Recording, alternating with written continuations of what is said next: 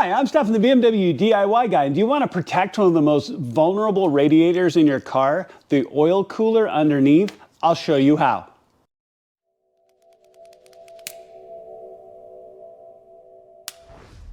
All right, y'all, so let's talk about this project a little bit and the reasons why you're going to probably want to do this, especially if you have the new G87, but pretty much all of the modern BMWs, all of the Fs, all of the Gs are all the same.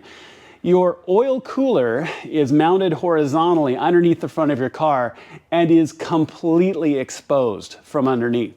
Now, I know for a fact in my F87, my previous M2 before I bought the car, the previous owner had a rock skip up and hit that oil cooler and punch a hole in it. He had to be towed to the dealership. He had to have it replaced. It really was quite a serious pain.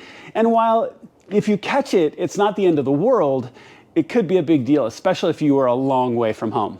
So one of the best options is the new Zunesport oil cooler screen. This is a really quick and easy install. It's going to give you a degree of confidence as you help protect that screen.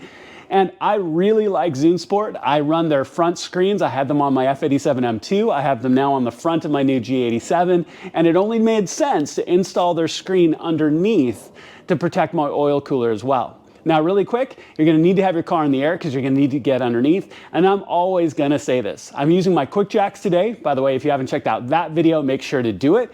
But I'm going to be using my quick jacks to get my car in the air. You can use ramps, you can use jacks and jack stands, whatever it has to be. But be absolutely careful. I'm going to say this every time any one of my projects puts a car in the air. I'm going to remind you to be careful. Don't bet your life on a 30-cent part in a jack. If you're using a jack, make sure you're on a flat level surface and you're using jack stands as well. I have seen jacks fail. I've seen cars come down. If you were underneath it, it would be a very, very bad day. All right, so please be careful while you do this. Make sure you use the proper tools to get your car up in the air.